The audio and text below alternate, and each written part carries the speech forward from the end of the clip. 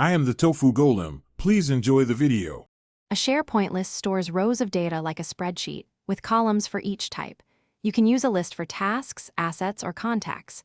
To create a list, start in your site, then click New and choose List. Select Blank List or from Excel to import data immediately. Name the list and add a short description that explains purpose and scope. Click Create to generate the list with default settings. You will then see a blank grid ready for columns and items. Customize columns to match the exact data you need for each item. Click Add Column and choose types like single line, choice, number, or date. Configure each column with required status, default values, and maximum length settings. Use choice columns for limited options and number columns for calculations.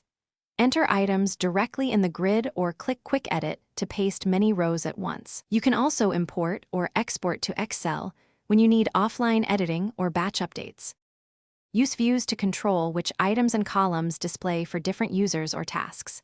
Create views that filter, sort, or group items and save them as personal or public.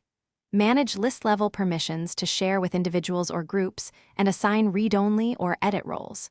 Use alerts to get email notifications for changes or connect a Power Automate flow for automated approvals.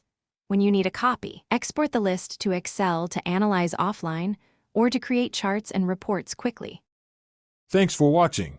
Consider subscribing if we helped you today.